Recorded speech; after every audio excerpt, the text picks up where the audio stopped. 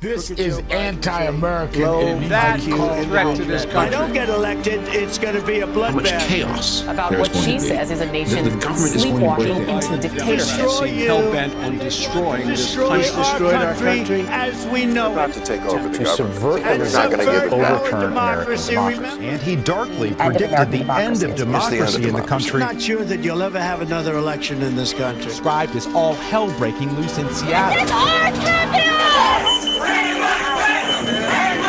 You just voted to do Y'all it. did it first, so you don't want to talk about voted to do it. Order. I'm trying to get clarification. The once great nation of America has been tainted and sold for the price of comfort. The once great nation of freedom and honor is no more.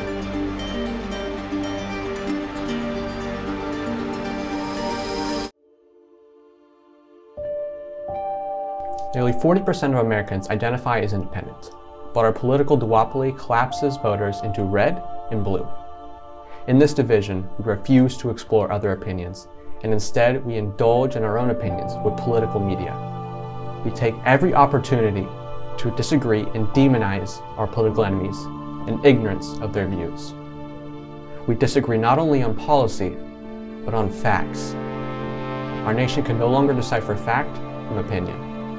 The left claims our economy is healthy, and the right claims our economy is in shambles. There is a correct answer, but our hatred forbids us from agreeing. The American divide is rooted in ignorance and immaturity. American ignorance stems from confirmation bias in search engines and social media algorithms. They take your opinions and find the information most similar, feeding you your thoughts and misleading facts, confirming your suspicions, and leaving you without knowledge of other opinions. Their optimization for money feeds you the information you want to see, and people only want to see what they agree with. Our ignorance worsens with our unwillingness to chase the truth and unawareness of how. Stanford found that 80% of college students can't distinguish a trustworthy source from sponsored content. Since only 38% of Americans have achieved a bachelor's degree, combining the two stats leaves us with less than 15% who can sufficiently differentiate between the two. America is deathly susceptible to manipulation. Americans have lost their maturity. There is great disgust at the language and tactics of political opponents. Americans refuse to discuss their opinions and participate in debates. They name The sad part about that, Sleepy Joe is right. You know the sad part about that? throw fits. They smear their enemies and deceive others. They shift blame. Continue to insist that Joe Biden suffers from severe cognitive decline, Trump exhibiting symptoms of gross dementia, and play the victim. They apply double standards. Overseeing a Trump's case in Florida, questioned why he was the only president charged over the handling of classified material. What's with that? And play games. The immaturity alone is enough to divide America, and ignorance only adds to that. The division holds American votes hostage, polarizes voters into two parties, and sways voters away from their enemies. The exploitation allows corrupt administrators to manipulate Americans to satisfy their greed for money and power. The media feeds Americans lies set as truths, convinces us to hate their enemies, and brainwashes us into believing it all. The media has become a source of vice. They claim they have the truth and then expose you to their beliefs and opinions. They deceptively present information out of context or with loose connections. They divide you to make money and to benefit the politicians. They attack their enemies and riddle their attacks with buzzwords and obscure names. They blend the lines of moderate and extreme, allowing the extremists to control the party platform. They incite violence and anger directed at their political opponents, manipulating you to do their bidding. The media is self-aware. Whenever the public starts to catch on, they point at their enemy. Many Americans believe that there is corruption in the government, and the media takes the opportunity to blame their enemy for it, regardless of the truth. The media is corrupted enough, but the rabbit hole goes deeper than that. Government collusion with the private sector is happening across the country. Companies pander to what party is most beneficial to them. Since the left is willing to regulate business and the right is not, companies pander to the left with the hope that they rethink regulating. When issues arise that could lose them money, they stay silent. The private sector has a symbiotic relationship with the government. During times of war, enterprises do exceedingly well, incentivizing war. These same enterprises also donate enormous sums of money to these campaigns, creating a stake in their campaign platform. This symbiotic relationship extends governing power, creating what many call the deep state. The deep state is a pain point in the Republican Party and has recently gained publicity in multiple campaigns. With great power comes greed and immorality. Many administrative officials spend trillions, raising the national debt to $34 trillion, and they skip tracking much of that spending. The Pentagon has never passed an audit, meaning they are clueless about where their money has gone. Many office holders abuse their power to extend their time in office. Democrats and Republicans have accused each other of plotting to eliminate their voting power. Republicans claim the Democrats plan to illegally flood the country with immigrants over the southern border. They will then give the unregistered immigrants voting rights to vote for Democrats.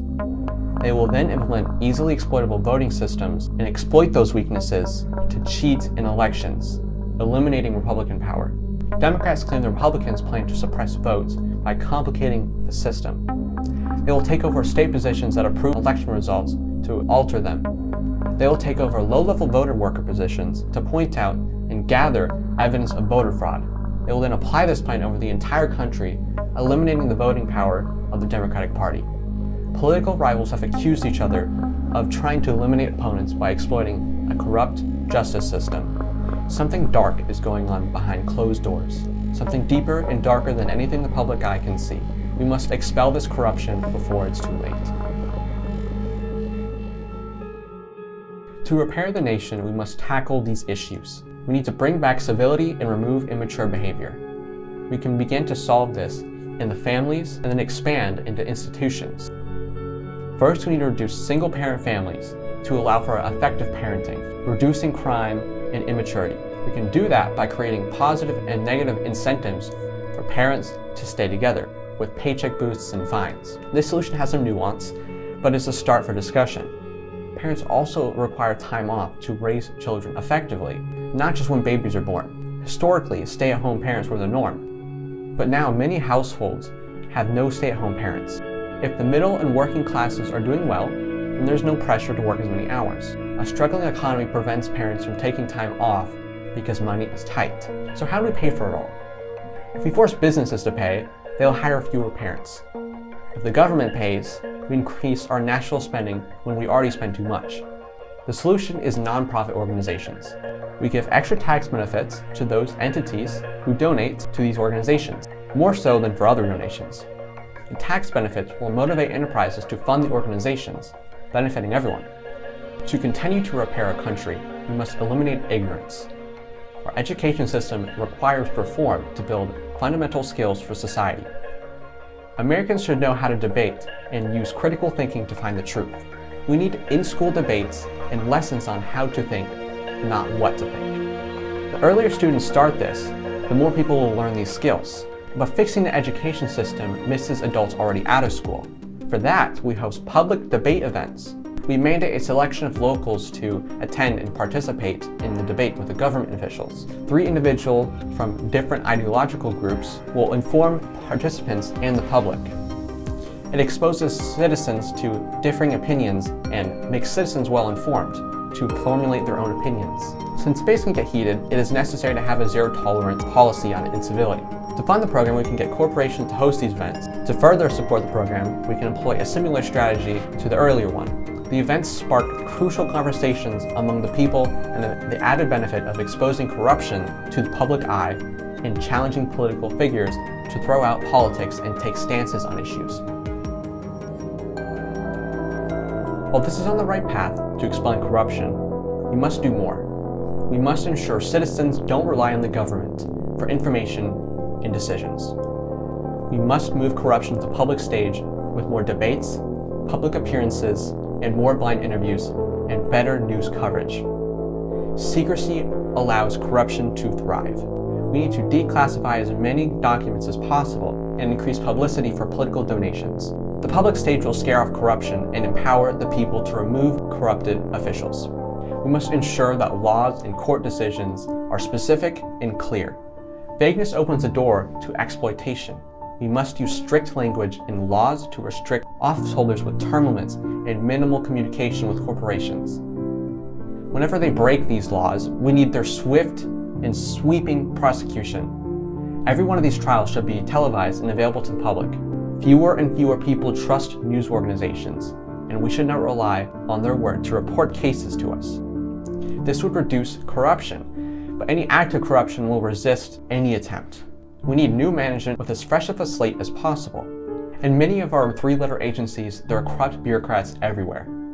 We cannot guarantee that we will tackle corruption hard enough when corrupt officials are in power. While we are at it, we should dismantle or rebuild the more powerful of these agencies. While there are many strategies to remove corruption and attempts at it already, this strategy tackles what I see as most important. Progressives dedicate themselves to solving problems in our society. Societal problems require change, and change sparks conflict. Conservatives are traditional and avoid radical changes, but progressives are not. Society holds you to a higher standard of morality because of the nature of your cause. In throwing away morality, you create anger. Conservatism rose in popularity, and the phrase, the silent majority, caught on because people felt unheard. With all the protesting, the government bent the knee to the protesters, ignoring those against their cause. It is the reason that figures like Donald Trump rose to popularity. As a tool of change, you must spark change respectfully and morally, because you will face disrespect. Not all issues have a correct answer, so refrain from pushing your values on other people, especially if you know they won't budge. America has distinct states, so let someone have their way and appeal to your morality in your own state. Is the solution worth a divided country? The answer to that question isn't always the same, and sometimes the moral issue is so great that it is worth a division. Segregation is a perfect example, but many problems are inflated. Know which ones are true to scale. Political division is nothing to mess around with. If we do not repair our nation, chaos and distrust will progress. There will be domestic terrorism and election fraud. The corrupt will continue to benefit from our misery. Authoritarian figures will rise in the power vacuum. Civil war will break out. The world will enter into a constant state of war. And Nazi Germany will rise again in our own country.